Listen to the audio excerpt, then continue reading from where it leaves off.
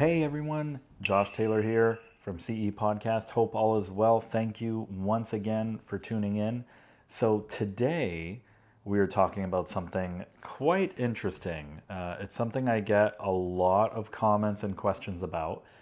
It's about situations where your dog is not great in the car. So maybe uncomfortable, or maybe even throws up, or just really scared to even go into the car. There's so many facets to this, though, that we could talk about. But I want to talk about some of the main ones. Okay. We fall into a trap, and a trap that we fall into is where, because our dog is not great in cars, we typically will make sure that we are only putting our dog in the car when we have to.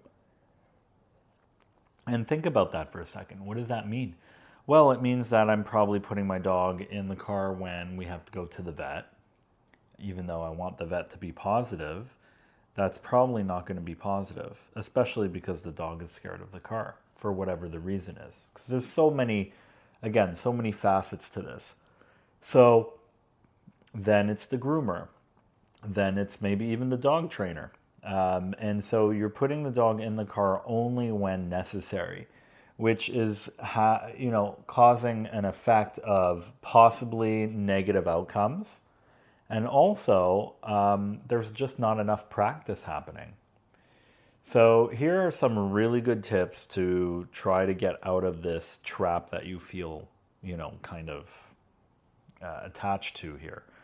If you have a dog where when you go towards your car, your dog is already freaking out, like we haven't even gotten inside the car yet. If that's you, don't worry. We've done it a million times before. It can get better. All right. What we need to start doing is every day I want you to motion towards the car. You could be petting them or playing with their favorite toy around the car. You could be dropping treats. You could be opening the front door. I'm not expecting them to go into the car, but just hovering and being around the car. This will inevitably desensitize the dog and help you get to the next point, which is actually getting inside the car, right?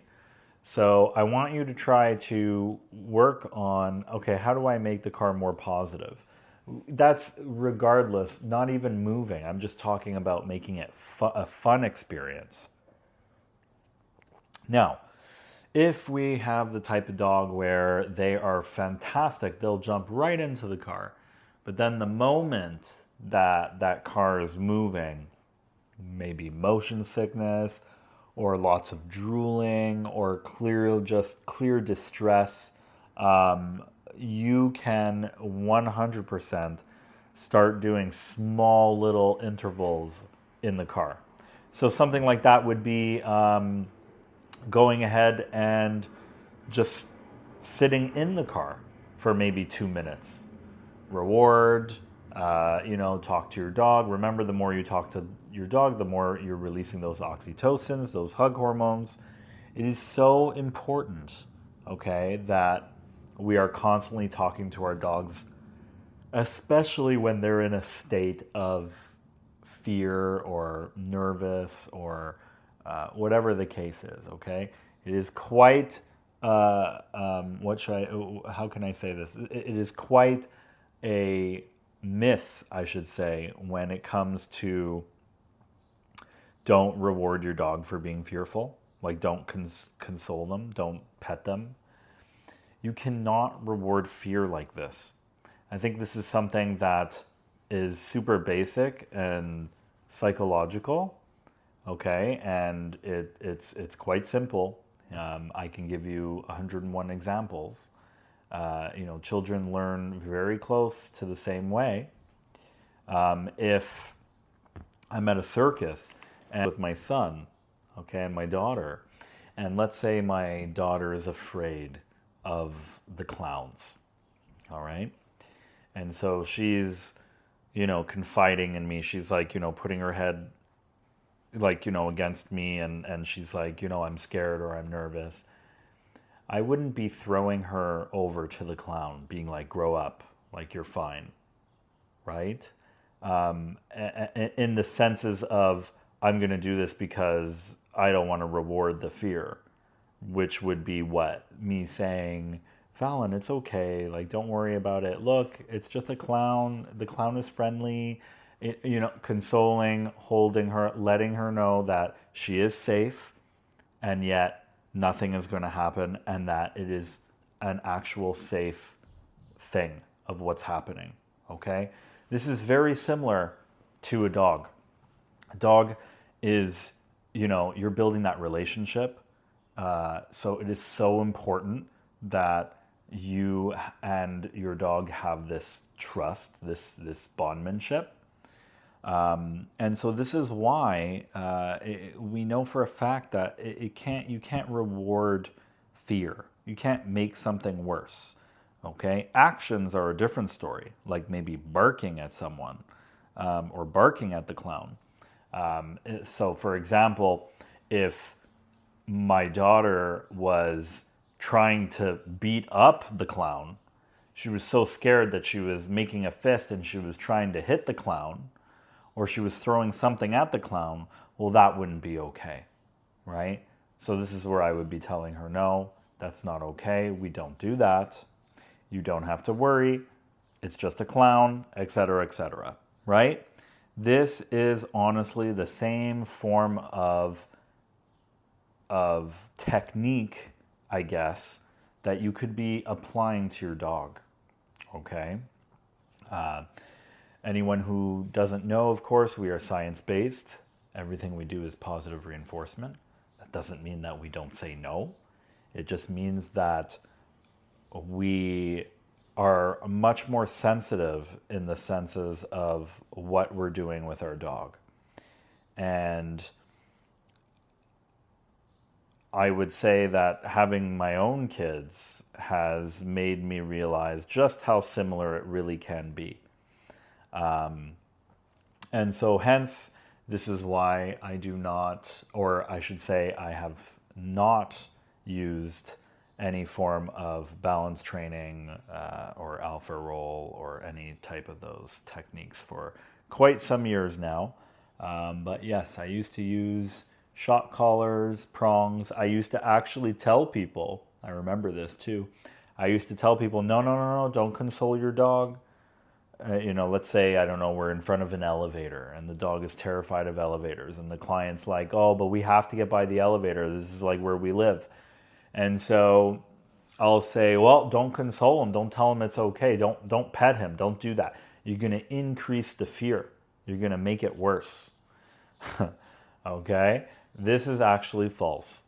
This does not happen. This is just, I was very uneducated, I guess you could say, when it came to that type of scenario or those type of scenarios. And it's actually a very common thing that we believe that or we think that. And to me, that's just, where we're not doing enough research. We need to do better. So yeah, so it's so important that we are consoling our dogs, letting them know everything is going to be okay, and then continuously trying to push through that barrier. Progressive desensitization is the most important process of all of this. The more you go into the thick of it, the better the behavior will come over time, as long as you're not flooding, of course. So don't be shy to bring your dog into the car every day, even if you don't drive anywhere. If we're past that level, try maybe even feeding the dog in the car. Okay, maybe, if it's at least sanitary, like just kibble or something, bring the bowl in the car. Or don't use a bowl at all. Just have the food in a pouch, and every time you see a calm dog, try to go ahead and reward your dog for being calm, right? Treats are about rewarding the good behaviors, not manipulating them into the good behaviors, right? We want to let them know that, hey, this is great, this is what I want. And remember, love language, it doesn't always have to be food. It could also be a toy. It could also be playtime. It could be a nice walk. These are what I call life rewards. So you want to go from a place of we're training, we're learning, good job, whether that's cookie, whether that's affection, to life rewards, which is, we go in the car, you're a good dog, we get to go to the park. We're inside the house, you're calm and relaxed. This is a great time to go for a walk. We want the dog to learn that walking is a joy and a reward. Remember, just a walk is probably one of the most incredible things a dog can have. Okay? So don't underestimate the value that your walks bring to the table. Okay? If your dog is being a brat, I'm not going to take you for a walk. If I'm trying to get ready to go for a walk and my dog is being a little jerk about that, well, I'm not going to really want to go for that walk. Also, I'm going to be associating that, when you pull or jump or bite me, then I get up and we go for a walk, right? Those are actions. So those actions have consequences, and the consequences either positive or negative. So if they bite you and you get up and you're like, oh, he must have to go outside. And so we go outside for a walk. What does the dog learn? The dog learns that the behavior of biting you, the action of biting you or nipping you, the consequence is positive to him or her because now I get to go outside. So you want to make sure that you're controlling these outcomes as best as you can, of course. It's just like my kids, right? If my kids scream and stomp their foot and I'm like, okay, fine, here's the iPad. What am I teaching them? I'm teaching them that those actions, the behavior that you just exhibited, the consequence is positive for you because you get the iPad. The behavior might not be positive for me, but I still gave them what they wanted, right? So you really want to make sure that when you're doing these car rides as well, that you're trying to keep everything as positive as can be. So you want to keep these things in mind. Let's make sure that we are putting our dog in the car frequently. Either we're starting with just making the car associated positively, or we're making the drive associated positively.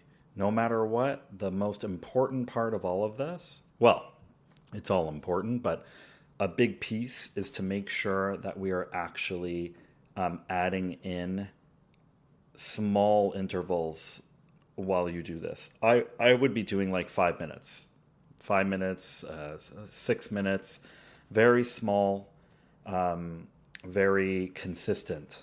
Okay, so if you can do 5 minutes a day, you will see some progress at the end of the week. It might not be huge, but you'll see something.